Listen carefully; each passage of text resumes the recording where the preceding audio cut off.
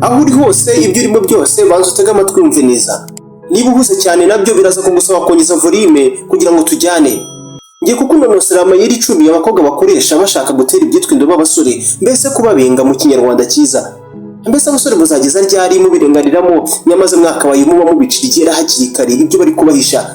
Ikiganiro ni wowe warubizi nitere mu Tangi Rwanda.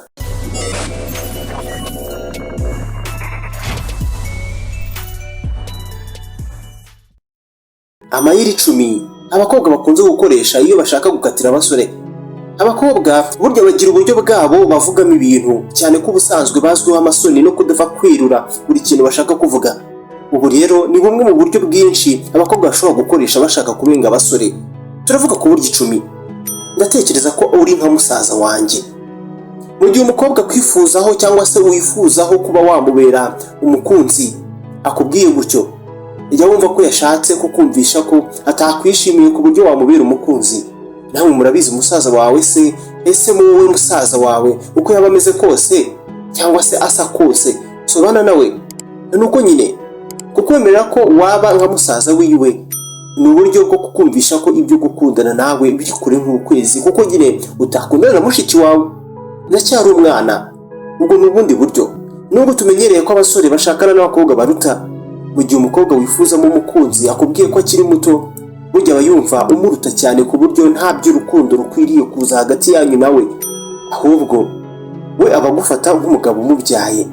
Hari ushobora kwerura ati singukunda muri ubwo buryo. Ibi bikunze kuba mu gihe wenda umukobwa mwigana cyangwa se mukorana, bityo we akagukunda bisanzwe nka mugenzi we. Niba akubwiye gutyo rero ntugashidikanye cyangwa se ngo uyoberwe icyo ashatse kuvuga. Burya we ababona mudakwiranye ku buryo wamubera umukunzi, cyangwa se nyine we akaba yumva nta rukundo agufitiye, atakwiyumvamo mu magambo make. Nta gahunda ndafata. Mu gihe usabye umukobwa ko mukundana cyangwa se mwakundana akakubwira ko atarafata gahunda yo gukundana, aho burya aba yifitiye abasore benshi akunda kandi batarabivuganaho byeruye ngo afate umwanzuro. Ibi rero bituma yirinda kwica ku wundi cyangwa se kuri buri umwe, kuko aba yumva yazakubwira yego mu gihe azaba yabonye ko ahandi byanze aho yateganyaga. Mbese ubwo aba asa nkaho akwibikiye ku buryo azakwemerera mu gihe ahandi yateganyaga cyangwa se ateganya byamaze kwanga. Mfite indi nshuti y'umuhungu, iryo ni iyeri rya 5. Ibi byo ntakubitindaho. Rwose mu gihe umukobwa afite umukunzi yumvamo kandi babanye neza, iyo atagira ingeso mbi yo gutendeka nk'uko mubyita, akubwira nyine ko inkweto yabonye yayo. Sinjye nganira n'abahungu aho nkorera cyangwa se aho niga cyangwa se niyo ndi mu rugo, ibyo ni ibindi. Nubura nuva gusenya rero umukobwa akakubwira gutyo, nyamuneka ijya umugendera kure. Iyo akubwiye gutyo burya bashaka kuvuga ko uretse no kuba yagukunda mana yanjye, ahubwo se ko kuba anaganira nawe cyangwa se no kuba ari kumwe nawe bitanamushimisha ra. Warubizi se ntituri ku rwego rumwe, urandenze. Iryo ni iyeri rya 7. Nose wowe umukobwa kukubera umukunzi akakubwira ko ngo umurenze, mutari ku rwego rumwe, ko umurenze, jya uhita wumva ko we abona akurenza. Ahubwo ikiyongera kuri ibi kandi burya abashaka kukumvisha ko ushobora kuba wirata wishyira hejuru kandi utari kuri urwo rwego wishyiraho, nyamara ndi kubibira amabanga.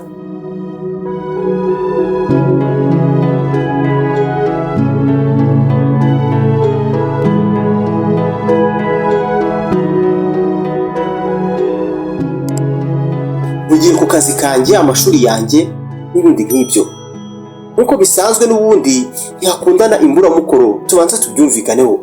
Mu gihe umukobwa umusabye kukubera umukunzi rero akakubwira gutyo, yumva neza ko atakubona nk'umusore yaha umwanya cyangwa se ngo aguteho igihe cye. Mbese ku kinyabupfura cye gake gikeya, niyo cyaba gikeya cyane, aba ashaka kukumvisha ko utamunyuze ku buryo mwapanga iby'urukundo. Ntabwo nzashaka. Ibi ni ibiki koko? Nk'uko bisanzwe bizwe ko abakobwa hafi ya bose, niba atari na bose ahubwo, abifuza gushaka, cyane cyane ko ugume usanga yarabaye iciro ry'imigani. Simubizi se? Bityo rero umukobwa nakubwira ko atazashaka, jya wumva ko akubona nk'inkesha mutwe kandi mudakwiye kubana, niko babibona nyine. Ibi nanone bijya bigaragara ku bakobwa bikundira amaraha, maze akifuza kwikundanira na buri wese ubishaka ngo akunde agira icyo amukuraho. Nanone bishobora kubaho cyangwa se bidabaho. rimwe na rimwe ko umukobwa usanga anaryamana n'umusore si ibanga iryo ngiryo, maze si baryamana se, ariko akamubwira ko atazashaka.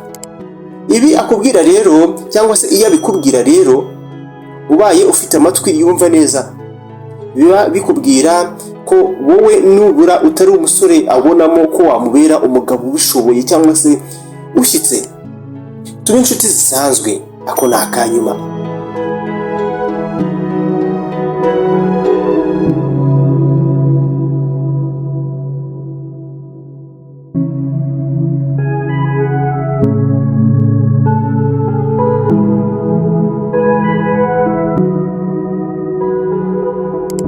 Mu gihe umukobwa akwereka ko agufitiye amarangamutima ariko akagusaba ko mwakwibera inshuti zisanzwe, burya abagukunda ariko afite undi cyangwa se benshi, cyane ko bene uwo nguwo cyangwa se bene uwo mukobwa aba akunda gutendeka, byashoboka ko ariko nanone ko abikubwira mu rwego rwo kukumvisha ko urukundo yifuza kugukunda ari urusanzwe rwa kivandimwe.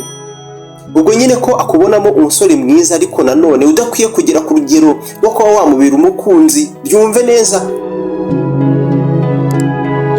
Aya magambo rero nuyabwirwa na rimwe ukinangira, uzabura intumva. Ni Telemontagne Rwanda, twigendeye uyu munsi wakoze ibiganiro bya Telemontagne Rwanda, by'umwihariko iki kiganiro waba ubizi kuri YouTube. Reba ahagana munsi y'iyi video ukande link yari, nurangiza utegereze gato uhita ukanda ahantu hatukura. Uyu munsi habaye umukara, handitse ijambo subscribe, ubundi tujye tubana mu biganiro byose ubudahagarara. Ibiganiro byacu uzahita utangira kujya ubibona ako kanya buri uko tubishyizeho. Mugisha niwe twavuganaga uyu munsi, niwe twari kumwe muri iki kiganiro. Ni kuri chaîne ya Telemontagne Rwanda. Subscribe.